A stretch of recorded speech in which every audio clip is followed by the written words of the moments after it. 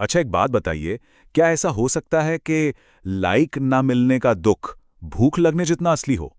सुनने में अजीब लगता है ना, पर आज हमारे पास एक कहानी है, एक कबूतर और एक मुर्गी की, जो शायद हमारी डिजिटल दुनिया की एक बहुत ही अजीब सच्चाई हमारे सामने रखती है।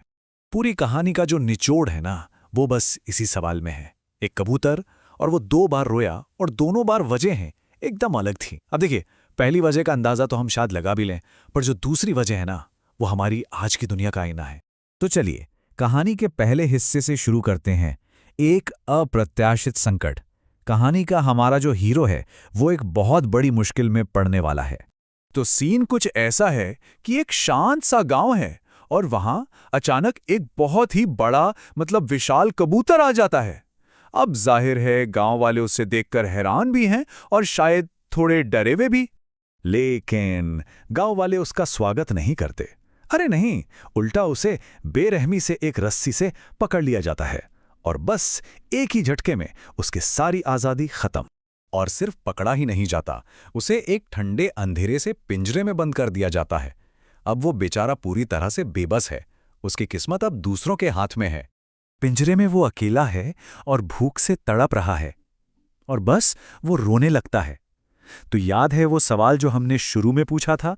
ये रहा उसका पहला जवाब।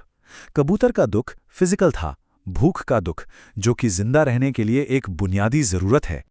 लेकिन कहानी यहां खत्म नहीं होती। जब लगता है कि अब कुछ नहीं हो सकता, तभी एंट्री होती है एक नए किरदार की। तो अब आता है दूसरा हिस्सा, दोस्ती और बचाओ। और ये हीरो कौन है? एक बड़ी सी मुर्गी। और ये कोई ऐसी वैसी मुर्गी नहीं है भाई।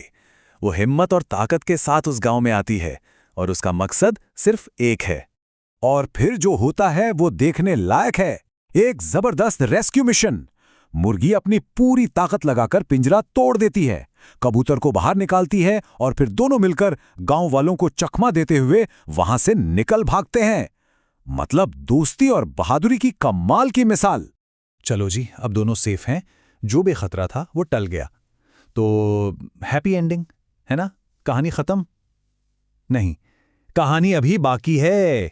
और बस यहीं से कहानी एक बहुत ही गहरा मोड़ लेती है।